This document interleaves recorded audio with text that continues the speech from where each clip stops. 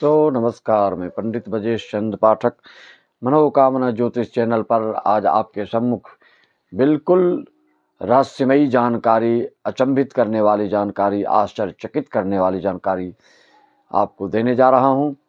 पसंद आए तो इसको आप लाइक, शेयर, सब्सक्राइब, पहली बार आए हैं तो अवश्य कर लें, बेल आइकन दबा लें, जिससे कि आपको इस तरह की सारगर्भित जानकारी आप तक पहुंचता रहे। मित्रों, आगे बढ़ने से पहले वक्रतुंड महाकाय सूर्यकोटि समप्रभ निर्विघ्नं कुरु मे देव सर्वकार्येषु सर्वदा। मेरा प्रयास है कि आप सब की कुंडलियों की जो दशा अंतर्दशा गोचरी स्थिति जो बनती रहती है उसको आपको अवगत कराते रहना है। वर्तमान में किसकी कुंडली में क्या, कौन सी आपकी राशि है, क्या लग्न है, उसके हिसाब से आप जानते हैं कि आपके हर एक व्यक्तियों की अलग अलग दशा अंतर्दशा चलती रहती है। भले राशि एक ही हो लेकिन दशा अंतर्दशा अलग हो रहते हैं, जिसके कारण अलग अलग फल मिलते हैं। राशि एक ही होती है लेकिन नक्षत्र चरण फल के अनुसार भी आपके फलादेश में आकाश पाताल का अंतर आ जाता है। यह सब आपको मालूम है। मित्रों, इस घोर कलयुग में सर्वाधिक धनाढ्य बनाने वाला ग्रह है तो वह है राहु, क्योंकि राहु एक छाया ग्रह है और एक मायावी ग्रह हैं ये। और आप जानते हैं कि सर्वभानु के रूप में ये अमृत पान कर लिए थे, जो मोहिनी के रूप में फिर विष्णु भगवान ने इनको चक्र से सिर को अलग कर दिया, धड़ को अलग कर दिया, तो वही राहु केतु बन गए। कलयुग में आप जानते हैं कि डुप्लीकेट चीज़ों का बोलवाला है, गलत लोगों का बोलवाला है। तो इस घोर कलयुग में राहु लोगों को अगर नवग्रह में देखा जाए तो अरबों पति खरबों पति बनाने वाला वो ग्रह है कोई, तो वह है राहु। शनि करोड़ों में खिलवा सकते हैं और ग्रह आपके लाखों पति लखपति बना सकते हैं, लेकिन जहां अरबों खरबों और आगाध अथाह अपार सफलता की बात है, चाहे वो आप राजनीतिक क्षेत्र की बात हो, चाहे उद्योग धंधा के क्षेत्र की बात हो, चाहे बॉलीवुड फिल्मी दुनिया से संबंधित रिलेटेड बात हो, उसमें अपार सफलता प्रदान कराने वाले होते हैं ये। आप जैसे कि देख रहे हैं वर्तमान में कि केजरीवाल जी को यह योग जो है राहु केतु से बना था, विषधर काल सर्प योग। इन्होंने खूब आकूत धन संपदा प्रदान किया, लेकिन यह अगर दुर्योग निर्मित करे तो छीन भी लेता है। इसका ध्यान रखना है कि आपकी कुंडली में है किस स्थिति में, शुभ योग में है कि अशुभ योग में है, तो इससे क्या क्या ये परिणाम देते हैं, क्या क्या रिजल्ट इसका सामने आता है, दशा अंतर्दशा में किस ग्रह के युति से क्या फल देते हैं, यह विलक्षण जानकारी आपको मैं दे रहा हूं। आप जानते हैं कि अगर आपके घर में कोई बड़े बुजुर्ग एजेड कोई है आपके घर में, अगर आपकी कुंडली में राहु की महादशा शुरू होने वाली हो या सूर्य की महादशा शुरू होने वाली हो या मंगल की दशा, तो इनकी दशा शुरुआत होते ही आपके घर में जो बड़े बुजुर्ग होते हैं उनका स्वर्गारोहण हो जाता है। या प्रायः लोग ध्यान नहीं दे पाते हैं इस तरह के योग ज्योतिष शास्त्र में। यह सार गर्भित बातें, रहस्यमयी बातें, यह गूढ़ार्थ, यह मर्म मैं आप तक पहुंचा रहा हूं। राहु के बारे में विलक्षण अद्भुत जानकारी क्या होता है मित्रों, इनके राहु के शुभ योग में आपको बिल्कुल जो बता रहा हूं वह बिल्कुल सटीक फल देखने को मिलेगा। रहस्यमयी जानकारी है, इसको आप दिल थाम के सुनिए, इस वीडियो को सुनिए और दंग अचंभित आश्चर्यचकित हुए बिना आप रह नहीं सकते। सबसे पहले राहु शुभ फल देता है तो केतु अशुभ फल देता है, केतु शुभ फल देता है तो राहु अशुभ फल देता है। इसको आप गांठ बांध के रख लीजिए। अगर आपकी कुंडली में राहु मंगल सूर्य केतु की दशा आने वाली हो तो आपको सावधान हो जाना चाहिए, इसके लिए कोई शांति करना चाहिए, नहीं तो आपके बड़े बुजुर्ग के ऊपर बड़ी आफत संकट आ जाती है। राहु में मंगल चले तो अशुभ स्थिति में हो तो निश्चित तौर पर ऐसे लोग का ही एक्सीडेंट होता है, भारी चोट लगती है और हॉस्पिटल में जाके भर्ती होना पड़ता है। दुर्योग में हो, अशुभ स्थिति में हो, अशुभ युति में हो, उसका फल बता रहा हूँ। शुभ योग में है तो यह आदमी को टेक्निकल लाइन से अपार पैसा देने वाले सफलता भी प्राप्त करते हैं, लेकिन कहीं न कहीं अग्नि तत्व से, आग से आपको कभी न कभी इसे खतरा भी देखने को मिलता है।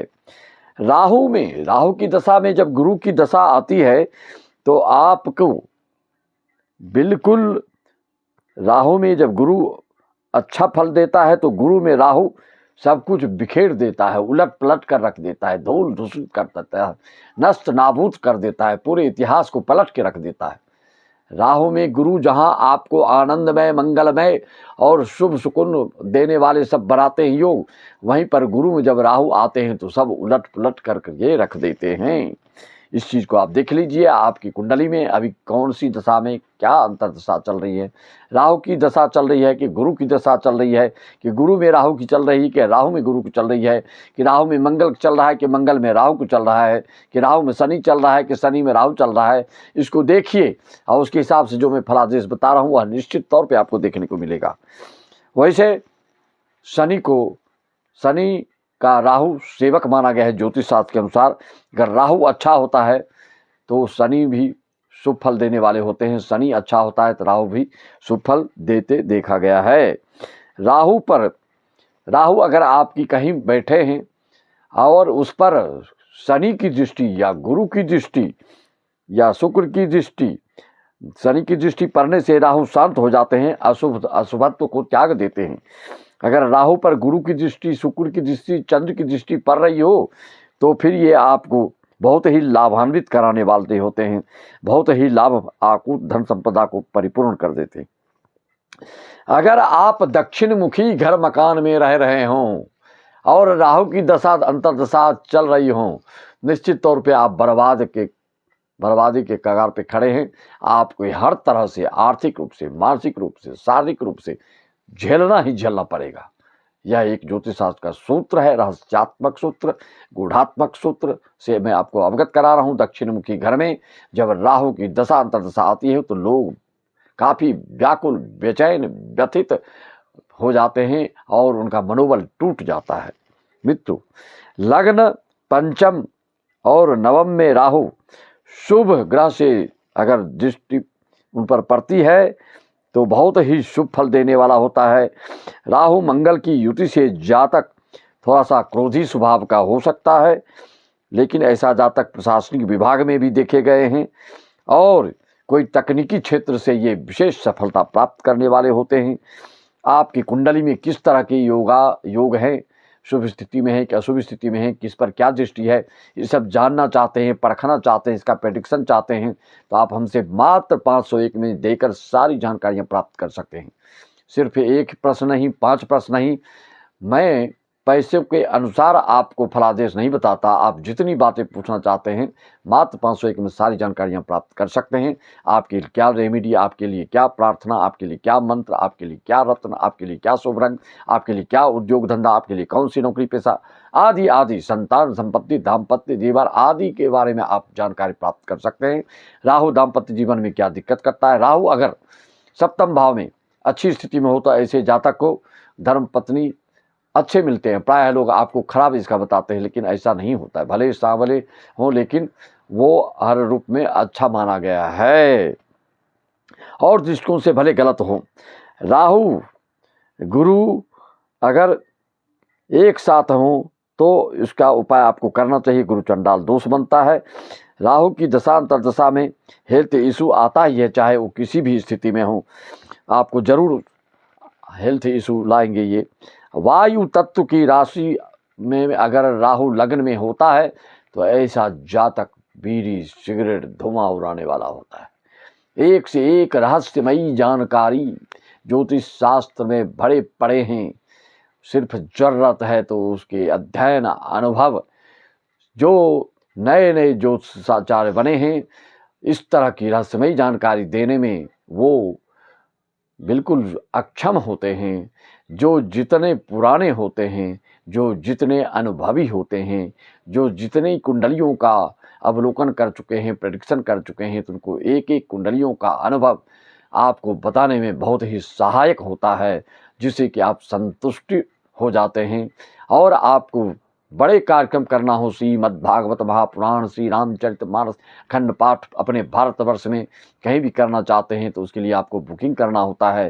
संगीतमय कार्यक्रम करने के लिए, ग्रह शांति आदि के लिए चाहते हैं, शादी आदि संबंधित कुंडली का मांगलिक योग सिर्फ मत देखिए, कुंडली मिलान कराइए। गुण मिलान से कोई फल प्राप्त नहीं होता है, कोई जानकारी आपको नहीं मिलती है।